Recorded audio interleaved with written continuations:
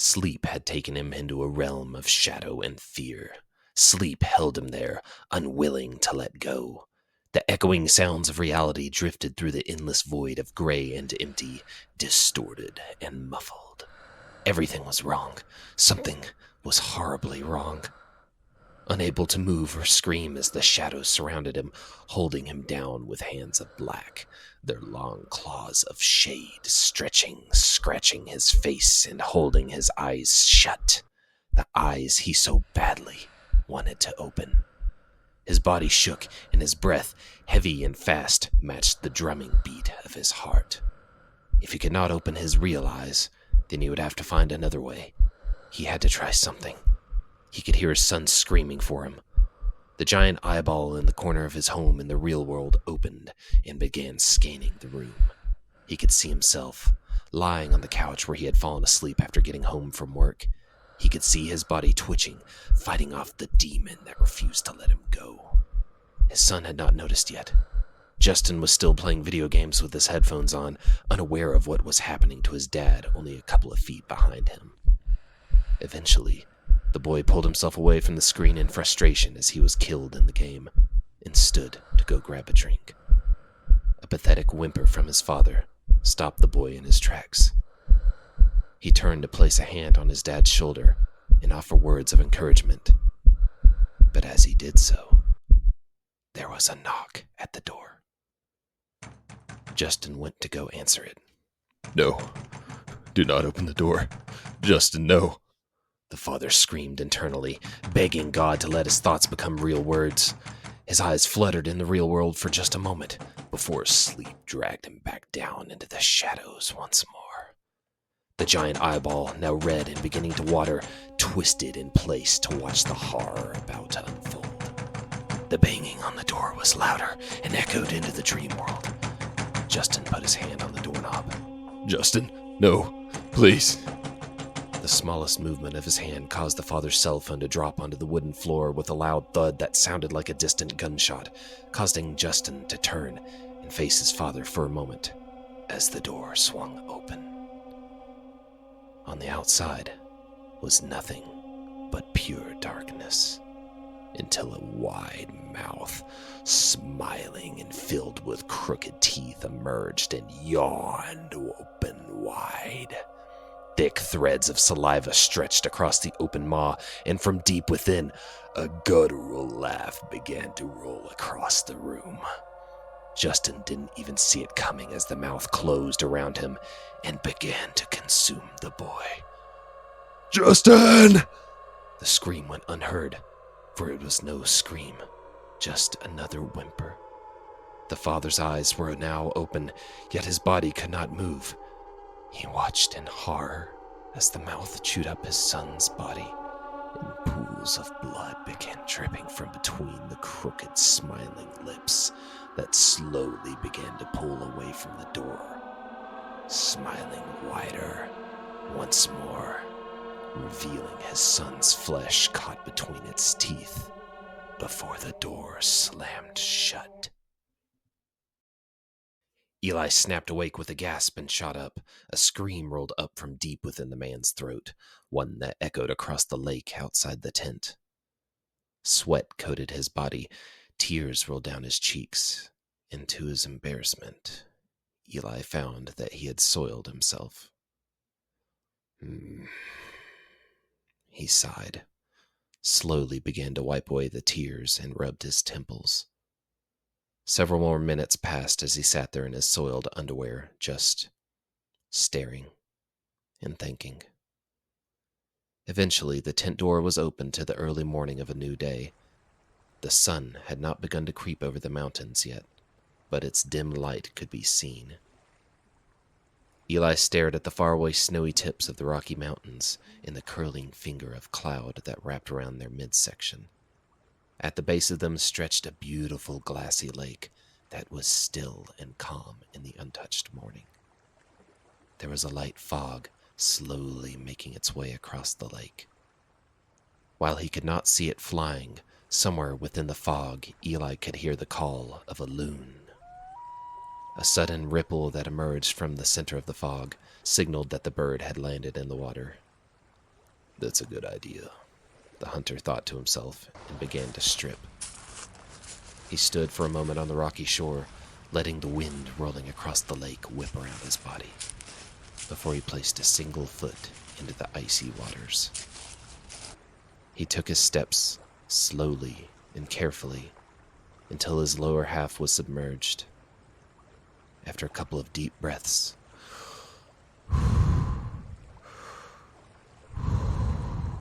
the man dunked himself below the surface of the frigid lake. With his lungs full of air, he stayed under the water, eyes open and staring through the clear and pure blue liquid. When Eli broke the surface, he took in several deep breaths and shivered slightly, running his hands through his shaggy black hair, beard, and across his arms and body, washing the shame off of him. There were several things he had forgotten or simply not cared about when planning this trip. It was very spur of the moment, and one of those things was soap. That one wasn't that big of a deal. A means of communicating was a different story, however. He could have easily have brought a cell phone, radio, or even flares with him. He thought part of him didn't care if something happened. Eli half welcomed a worst-case scenario. The loon's movements caused ripples across the lake once more, and the hunter turned to face the bird, only 30 feet away now, casually swimming and cleaning itself with the water by quickly dunking its head like he had been. The bird looked up at him in surprise. Who was this random human in its lake? Eli imagined it was probably thinking something like that to itself. It looks crazy. Is it going to try to eat me? I better leave before it uses that loud stick that humans carry to kill things. The loon lifted its wings and began to fly away without a sound. Yeah, I don't blame you. Eli wondered how long it had been since he had last had a haircut. Hell, it had been days since he even brushed his teeth. Civilization would probably shun or turn away this feral thing that he had become deep in the Montana wilderness. But as long as he was alone out here, then there was no one that could judge him. The sudden bright rays of sunlight that began to peek over the mountains caused Eli to squint his amber eyes. The day was only just beginning, and the hunter had a long one ahead of him. His food supply was running low, so he would need to find something soon. Probably only enough trout and berries for a small breakfast. Don't want to get into the MREs yet. Only a couple days worth of those. Eli was tired of fish. The man had eaten only lake trout and huckleberries for the past 3 days. Need something new. Maybe a turkey or an elk if I'm lucky. Stumpies or puffballs.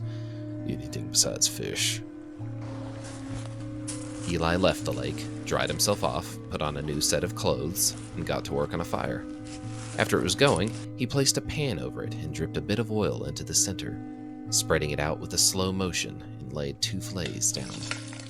He added a couple of pinches of salt, pepper, and a bit of thyme to the sizzling meat, along with a small layer of berries, mashed, just to add a little extra flavor. The camping chair lay several yards away and on its side from last night's high winds. Eli retrieved it, placed it upright, and sat down.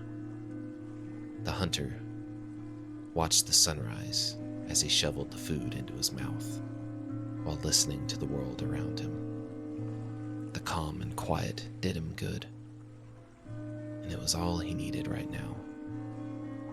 Well, until he finished his breakfast. Then he needed to find some more food.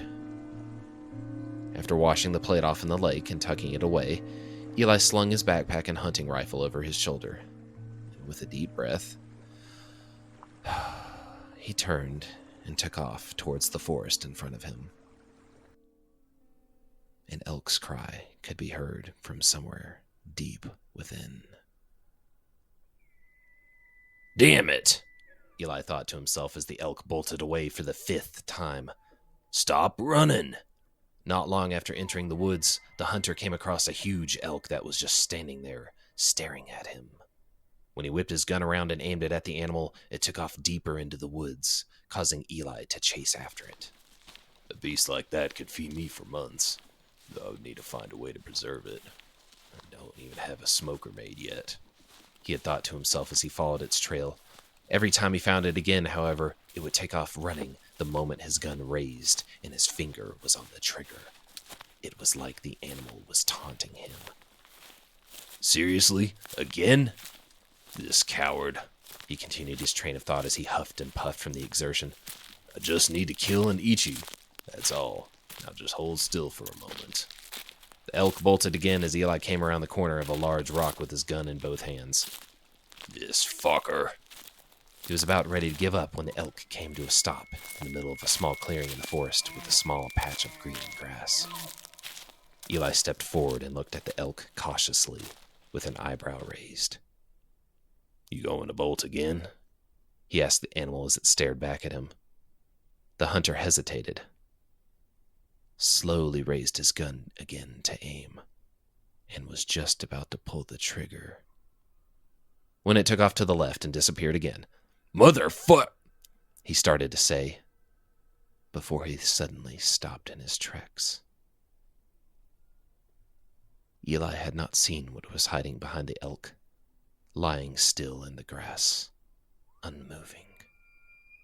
2 arrows sticking up out of the bodies. The neon orange and green colors on the fletching stood out in the forest. There's another hunter out here, Eli thought in surprise. He had not seen anyone else in over 2 months, nor come across any signs of another, nearby at least. He had heard a couple of shots in the distance a few days ago, but nothing since. The man had gone deep enough into the wilderness to ensure he would not have to worry about such an encounter, and yet, as he approached, the sight before him caused him to gasp. These weren't animals. They were humans. An adult. And a boy. Eli felt his heart skip a beat, and his world seemed to close around him.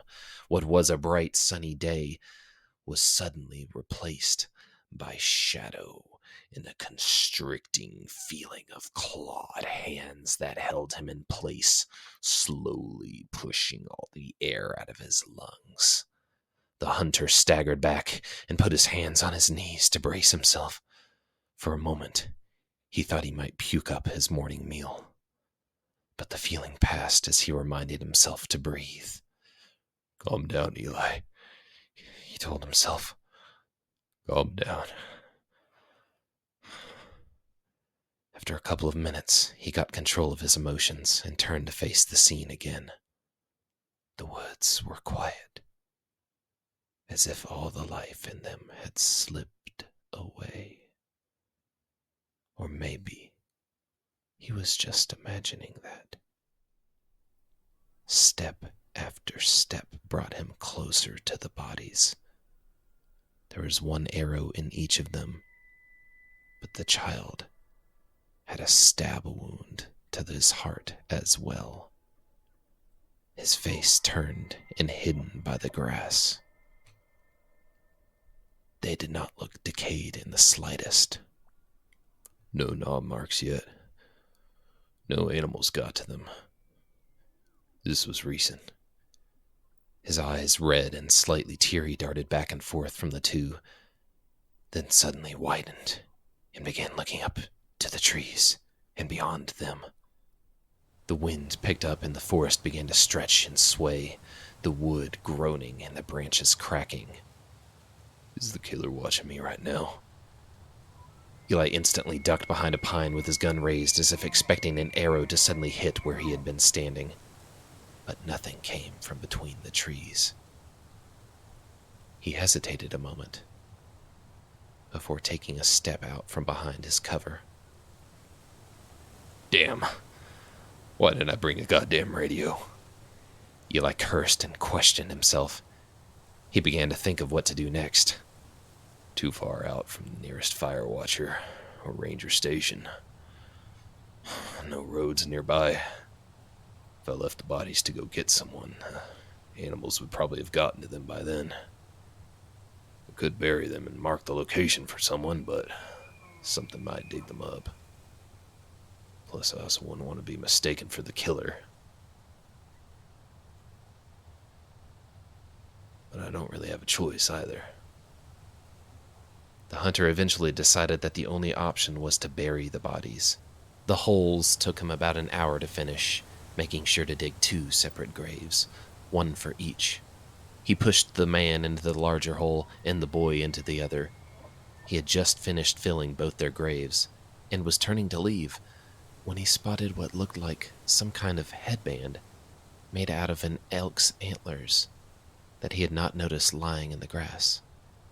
Curious, he reached for it, and as soon as his fingers brushed the antlers, there was a sudden flash of light and sharp pain in Eli's chest. He reared back in surprise and collapsed to the ground as images of unknown origin began to fill his mind. He could see a kid wearing antlers on his head, laughing, a man raising him up into the air, telling him how proud he was. A second man nearby smiled and waved at the two of them, the sunlight reflecting off his glasses. There was a campfire and an image of whiskey bottles, shouts of anger as the embers spilled from the fire and stomped out by a foot. An arrow suddenly striking someone in the chest. And pain. The pain. A flash of steel. A knife. There's pure fear and darkness and... Eli realized he was screaming when he came to and holding a hand over his heart. The pain he was feeling was real. But it slowly faded. But left behind was this terrible feeling, one that Eli did not understand or could comprehend until he slowly sat up. He felt suddenly very heavy, slow and sluggish. It was a similar feeling to his sleep paralysis, but still very different. Like suddenly a huge burden had been placed onto his shoulders. That's when he turned and began puking. But what came up wasn't his breakfast. It was whiskey, he thought to himself. What in the hell? What's happening to me? It was about an hour later when Eli barely managed to get himself back to his camp, empty-handed, but glad to be back. He was staggering wildly, feeling incredibly drunk, which made no sense.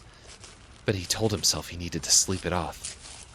The hunter instantly opened the tent flap and, without closing it, face planted onto the sleeping bag and went into a deep sleep. The dream he had was not pleasant, and it was not his. He was seeing through the eyes of a child running around a field of fireflies with 2 elk antlers strapped to his head. At first, the joy Eli felt as this child was not unlike anything he had ever felt before, except maybe his own childhood, many years ago, when he had not a worry in the world. Nearby, both adult men were deep in a conversation. Eli could not hear what they were talking about, but the looks on their faces seemed to show that it was something serious. The scene was instantly interrupted by an arrow striking the child in the chest and the crack of a gunshot filling the air. Eli woke up again with a shout, holding his chest, and again the stabbing pain slowly went away. The hunter found himself running out of the tent into the lake, instantly ducking his head under the surface. With the water came a slight sense of relief, clarity, and calm. He pulled his head out and stared across the lake, watching the rippling waters until it went still again. As Eli stood up to leave, however, he glanced back down at the surface and jumped back in surprise at what he saw. A long moment went by before he decided to look again to confirm what he had seen was real. And it was.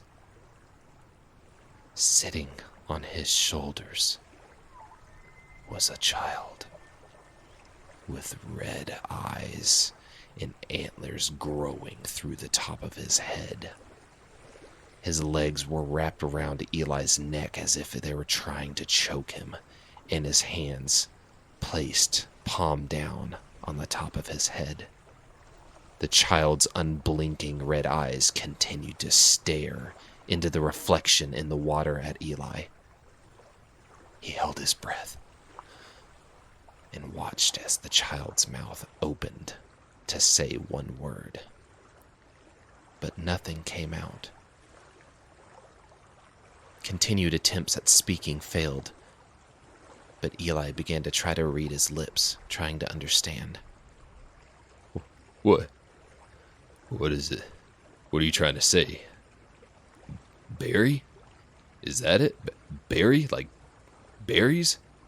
Eli asked, hopelessly trying to understand the situation, not entirely unconvinced that this was still just a nightmare. Did you eat poisonous berries? The child continued to repeat the word. What, Carrie? Fairy? Is that it? Scary? The boy stopped mouthing the words and slowly began pointing back towards the woods. Eli cautiously started to walk back to where he was pointing, the heavy feeling now making much more sense. When he reached the campfire, Eli stopped and stared into the darkening forest. No, he said to the air, to the kid that might be sitting on his shoulders. I'm not going back in there. I can't. I can't.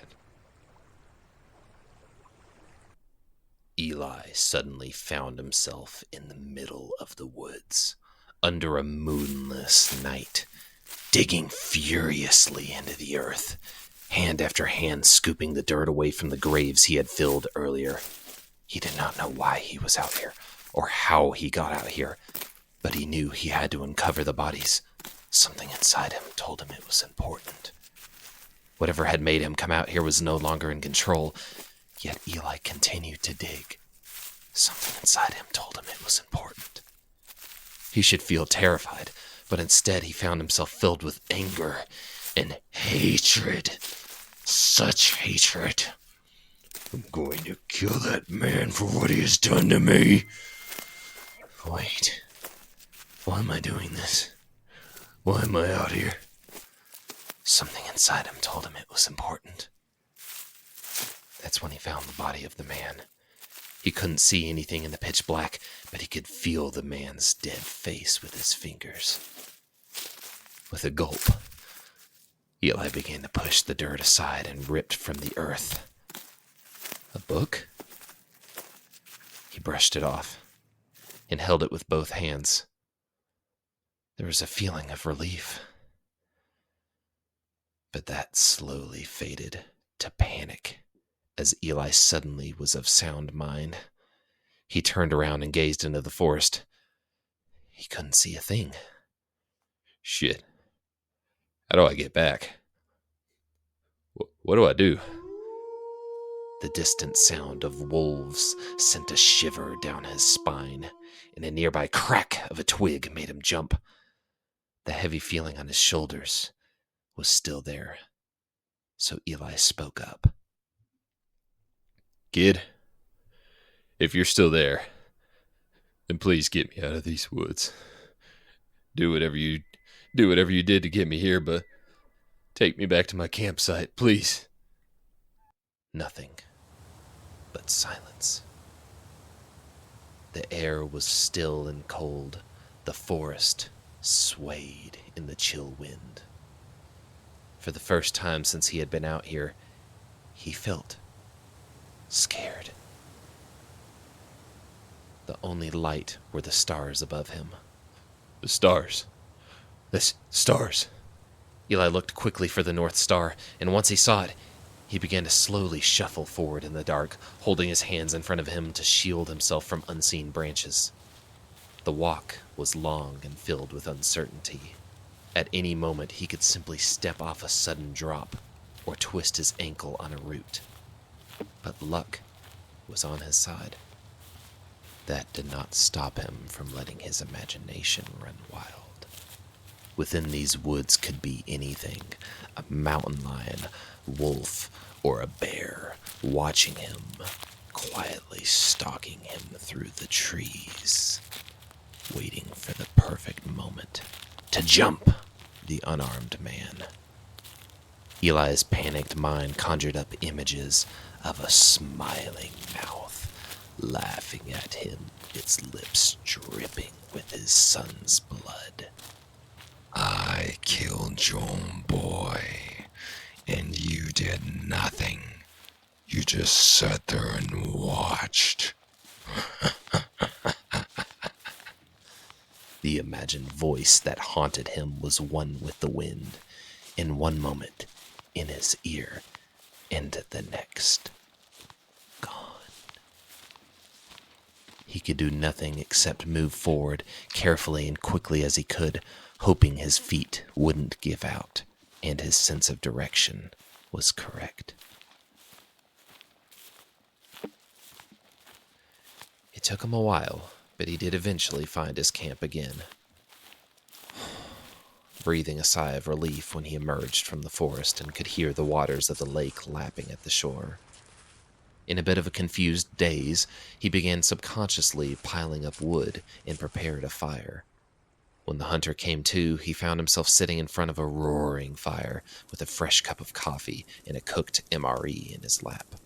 The sense of relief that filled Eli was overwhelming, and the sudden rumbling from his stomach made him realize just how hungry he was. While he wasn't planning on preparing one of his MREs anytime soon, nothing sounded better to him right now. Plus, this was the one with pizza. The hungry man instantly began stuffing his face with the food and washing it down with the hot coffee. While he had been freezing from wandering in the woods and digging through the cold earth, between the coffee, the food, and the fire, Eli was warming back up very quickly. I don't know what you want from me, kid. But if you're seeking help, then almost getting me killed is a poor way to start, he said to the air, hoping this ghost child understood. He began to wonder how such a thing could even be possible. Was any of this actually real? Or had he just finally lost it? After all, he had been through quite a lot. That was when he remembered the book. Sitting next to him on a rock was a dark green book, slightly covered with dirt and a bit of blood. Eli finished chewing and picked it up with one hand. He opened it and set it up so he could read it while he ate. It was a journal belonging to a man named Dom. According to the journal, he was planning a hunting trip with his son, Elliot, and one of his good friends named Terry. Terry, not Barry. Terry. Eli paused and listened in the quiet of the night. Did Terry do something? Who's he responsible for? Did he kill you and your father? The wind picked up slightly, causing the pages to flip forward. Eli leaned in and continued to read. Dom had been planning a trip with just Elliot, but he mentioned some kind of tragedy surrounding Terry's wife. No details were mentioned in the journal, but it appears she was killed in some kind of an accident, and Terry was not handling it well. Apparently, he was the mayor of the town Robbins Hill, but started neglecting his duties and had been caught extremely drunk at work one day. When word got out, Don came to him with the idea to get him out of town, claiming it would do him good to get away for a little while. Terry eventually agreed. They took Dom's truck and put a canoe in the back for them to use to go up and down the rivers to reach the little hunter's cabin. A friend had mentioned the cabin and said few hunters knew about it, but that they could use it.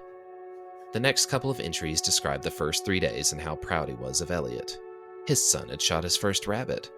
After that, Dom and Terry had shown him how to skin, clean, and cook the animal. There was a mention during a father-son fishing trip that Terry was supposed to watch the campfire while they were gone, but fell asleep after drinking too much. Dom barely managed to get back in time to stamp out the flames before the fire spread to the forest. He had yelled at Terry for being so foolish. The next day, they managed to bag an elk that even got Terry excited for the first time since his wife's death. Dom had taken 2 of the tips of the elk's horns and turned them into a little crown for Elliot to wear, calling him his little elk. A couple of days passed, and while the sun was catching fireflies, Dom had a long talk with Terry about everything that had happened. He told him how sorry he was, and couldn't begin to understand his pain or what he was going through, but also made it clear he would need to be more careful and to watch how much he drank while he was out here. Terry seemed to understand and appeared to be doing better as they had a fun night where the 3 of them stayed up late, telling ghost stories and staring at the stars. Terry knew his constellations and pointed out all the ones they could see through the trees. Elliot compared them to the fireflies around them, saying the ones he had collected in a jar were like the stars, showing it off all night and saying he no longer needed a flashlight since he had a jar of stars. It seemed everything was going well. That is, until the next day, which for that day there was no entry. Just a dried golden autumn leaf that must have been used as a bookmark, which fell from between the pages and landed at Eli's feet. He figured this must have been the day whatever it was that happened. Eli went back to the last entry and looked at the date. It had been yesterday's morning. Wait, kid. There's nothing in here that's describing a crime. Why did you make me get the journal? Without warning, Eli suddenly found himself back in the memories of Elliot. He was watching his dad and Terry arguing about something from far away. The boy didn't even know what it was about, only that he had never seen his dad so furious. And as he turned to leave, Terry had pulled out his bow and fired an arrow past Dom's shoulder. The father spun around and faced him with a surprised look on his face. "Did you just try to shoot me?" his dad asked. Eli could feel the surprise and fear Elliot was experiencing as he watched Terry begin to load another arrow. Elliot raised his gun to try to save his father's life, but was too slow. The arrow struck Dom, and his father staggered back as Elliot's shot went wild, hitting nowhere near Terry. The man they thought was their friend had a shocked look on his face, but quickly loaded another arrow again and fired. It sailed through the air and buried itself deep into the child's chest with a thud. The air expelled out of Elliot with a surprised gasp, and he collapsed to his knees and fell over. Through the pains and gasps, Elliot watched as Terry slowly made his way over to the boy, cursing with every step.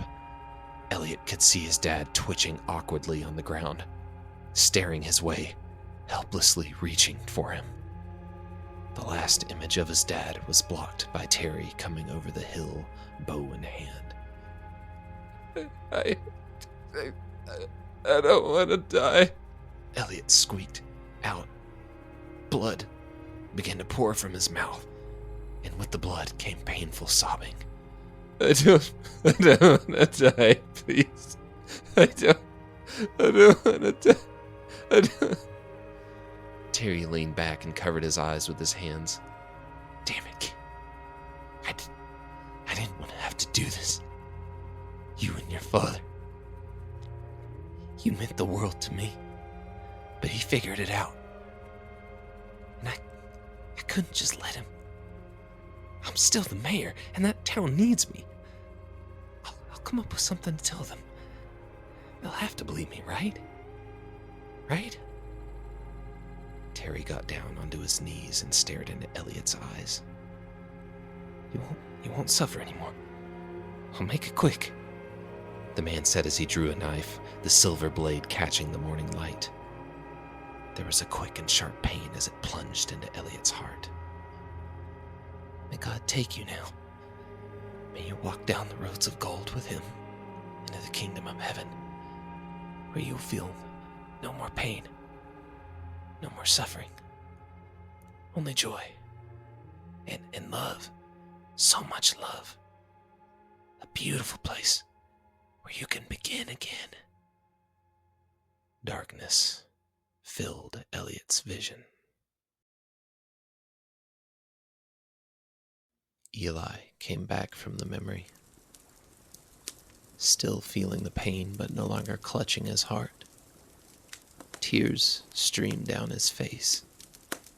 The level of shock, betrayal, the fear and the anger he felt, and this other feeling, this urge to see justice brought to this man. He knew he would have to wait until morning, but when it came, he would immediately begin his hunt for Elliot's murderer. Don't worry, kid. I'll help you. I'll avenge you and your dad. I promise. I'll help you. The next morning, Eli packed up his camp and piled everything into his canoe. He spent the whole day going downriver in the direction of Robin's Hill. Eventually, night fell, and he had to pull off to the shore to set up camp and get some sleep. That night, he did not dream about Elliot or Terry again, but it was still not a good rest. He was back in his house, his wife screaming and crying as they spoke to the police. She hadn't even looked her husband in the eye, quietly muttering to herself and blaming him for what happened to Justin. After the police had gone through the home security footage taken off the camera in the corner of the living room, they assured him that they would find their son. Another officer eventually took them into the kitchen to talk with them. And when this happened, the father pretended he didn't hear what the others in the living room spoke of next.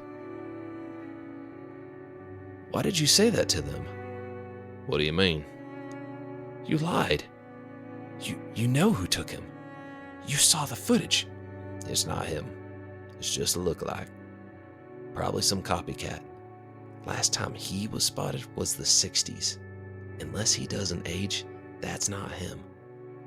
But what if it is? I mean, you've heard the legends, the stories about him. If it was him, then Justin is already dead. And shh, do you want the parents to hear you? Don't you want to give them some hope? Eli woke, his eyes wide open, but unable to move. His heart began to beat faster as his eyes darted back and forth. "Damn it," he thought as he tried to calm himself down to snap himself out of his sleep paralysis. His flaring nostrils. He could smell it. The smoke. The fire. But I didn't start a fire last night. Wait. Wildfire. He could see the orange hue on the other side of his tent and hear the crackling of the flames in the forest nearby. Come on. Snap out of it. His fingers began to twitch. Come on, Eli. Get up. As the fire grew closer and closer, he could feel the sweat pouring down his face as he tried to sit up, only for a shadowy figure to push him back down with both hands on his chest. "Shh," the shadow told him. Just let it happen. You know you deserve this. Your son is dead because of you. Let the fires take you. It's no more than you deserve. Eli snapped up with a scream. "No!" he let out and breathed a sigh of relief as the tent instantly began to ignite. He unzipped the tent, the metal zipper slightly burning his hand as he threw himself outside, barely managing to grab his gun and ammo pack before leaping into the canoe and pushing off the shore. He paddled several times before glancing back to see his campsite had been completely engulfed in the flames. All his stuff was there, burning away. The hunter now only had a gun, and however much ammo was currently in the ammo pack, the rest of it, gone. After coughing a few times, he began paddling further downriver, and that's when he saw it. Slowly making his way across the river in another canoe was a single figure. It had to be Terry. Eli glanced from the shore he was leaving from and saw the flames and remnants of another camp. Damn it, Terry. You started a fire after all, you fool. Eli thought as he paddled harder and faster. Terry clearly hadn't noticed him and would not expect another person to be out here, let alone coming after him. When he got close enough, Eli lifted his rifle and looked down the scope, aiming at Terry's boat. He fired. The gunshot echoed across the river and mountains. A very surprised and startled Terry glanced back with a double take and quickly down at the hole in his boat. He began to paddle with even more ferocity as he tried to reach the other shore. Eli pulled back the bolt action on the side and slid in another bullet. He lifted, aiming at Terry this time, and fired. He could see a small spray of blood as it struck Terry in the shoulder, causing him to yell out and collapse in the boat. Eli loaded another bullet as Terry popped up and loosed an arrow that simply could not reach the distance, at least not accurately. The arrow fell into the river somewhere about 30 feet away from Eli as he fired another shot, hitting Terry's canoe again. The killer's canoe was now lopsided, and after hopelessly trying to paddle and another shot hitting the water near him, Terry abandoned his boat and swam for the shore. Eli pulled up and ducked as Terry's arrow struck the back of the canoe, barely missing Eli's neck. The hunter popped up and fired another shot that clipped Terry's leg. With a yelp of pain, he limped away into the trees, Eli chasing after him. Within the trees, a battle ensued, one where bullets and arrows flew back and forth, striking wood and earth. The hunter fired a shot into the tree in front of Terry as he ran, making the killer duck and bolt to the side. Eli quickly loaded another as Terry fired again, his face wincing in pain from having to use his hurt shoulder. The arrow sailed past Eli's head, narrowly missing him. The hunter took this moment to close in the distance, charging at Terry and drove the butt of his gun into the killer's stomach, knocking the wind out of him. Eli expected that to be the end and moved to aim his rifle, but Terry was surprisingly quick, coming up with his knife drawn and slashing across Eli's hand, making the hunter miss his shot. Instead of rushing in to stab him, however, the coward turned to run, quickly scooping up his bow and last few arrows. Eli shook the blood away and began the chase again. He dodged 2 more arrows while winding his way through the trees, using them for cover. Eli popped out from around one and fired, stepping behind just as an arrow sailed past him. He loaded another shot. "Who the hell are you?" Terry yelled out from behind cover. "Why are you trying to kill me?" You murdered a boy and his father. I saw the whole thing. You think I'm just gonna let you get away with that? Eli replied, blinking away dripping sweat, which caused him to accidentally drop his bullet. His fingers fumbled for a moment before he found it in the grass at his feet. What the hell are you talking about? I didn't do anything. I'm innocent." Is that what you tell yourself? You think anyone's gonna believe you?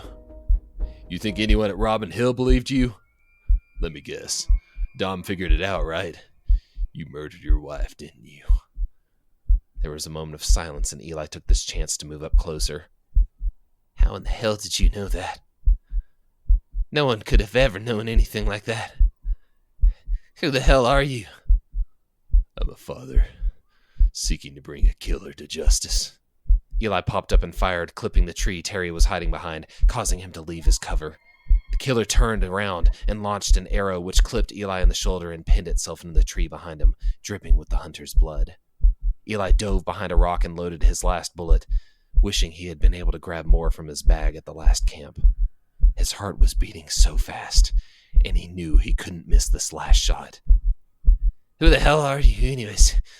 Who the hell do you think you are? The judge of the woods? In a minute, you'll regret ever coming after me. I'll make it quick, though. Do you a favor, right?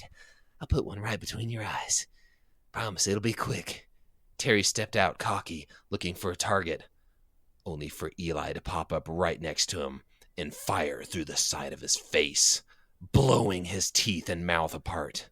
The killer collapsed against a rock and began spitting up blood, holding his ruined face. Eli stepped forward and kicked Terry's bow aside. It's over. Terry just stared at him and slowly pulled his hands away from his face. I didn't. He barely managed to spit out through the bits of his mouth still hanging on. I didn't want to do it. You think I did? He was my friend, and my friend's son. I loved them. But I couldn't let him tell people. And his son, he was just there. Eli just stared. If Dom figured it out, you think they wouldn't? It was over the second you killed your wife. Now you're a murderer 3 times over. How does it feel to know what you've done? A sly smile stretched over the last pieces of Terry's mouth. You tell me. Eli thought on the killer's words for a moment and slowly stepped back, lowering his gun. No. I won't be a killer. I won't stoop to your level, not even for justice. He and Terry stared at each other for a moment. But I will let another take the revenge they seek. Elliot, you have my permission to use me to carry out whatever kind of justice you see fit. Terry eyed Eli in confusion, like he had gone crazy, until he saw the glowing red fill the hunter's eyes. What was once Eli had now been replaced by the ghostly form of Elliot. Terry stared in shock and disbelief, watching as the ghost child with bloody antlers growing out of his head approached him. Elliot, is it really you?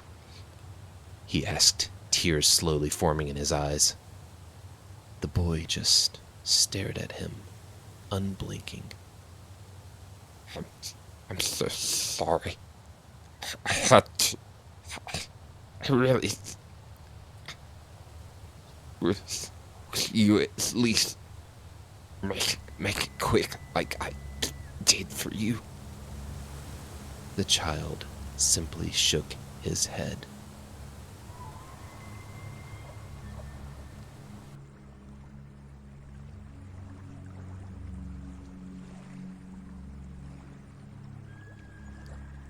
Eli came to, far from Terry's body, washing his blood away from his hands in the river. He felt different, clean, and alive. He felt light, free. The weight was gone, and not just from Elliot, but from before. Everything. All of it. His feelings of guilt drifted away in the currents along with the last traces of the killer's blood. His demons that held him down were finally gone. He just knew it. He could feel it. There was no need to hold back or run anymore. Tears began to trickle down his face as he let his emotions go. He had blamed himself always for what happened to Justin. And what made it worse was that the killer had never been caught. But Eli would not worry about this anymore. The world has a way of righting the wrongs. No one can get away with everything forever, even if they make it to their grave. Eli figured if ghosts could exist, then who knows what else is out there. Heaven and hell could be a thing, and if it is, then Justin's killer will find his way there eventually, and he'll have Terry to keep him company.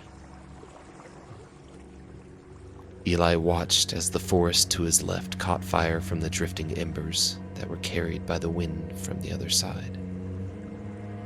Terry's body would soon burn up in all evidence of whatever Elliot did to him. Eli quickly hopped in his canoe before it caught fire and began floating downriver, not touching his paddle, but instead watching. It wasn't long before helicopters began flying over, dousing the fires along with teams of people that showed up to help. He could see a group nearby that waved for him to come over. There was a slight hesitation before he reached for his paddles, but paused again. He quickly reached behind him and pulled Terry's arrow out from the back of the canoe, tossing it over the side. Don't want them to see that. What the hell am I gonna say to them anyways? He began to paddle towards the group, and right as he was about to get to the shore, he turned back around and saw an elk standing there. Not just any elk. It was the same one that led him to the bodies. They both looked at each other for a moment, and then the animal slipped away into the forest. And from somewhere deep within, its cry rang out.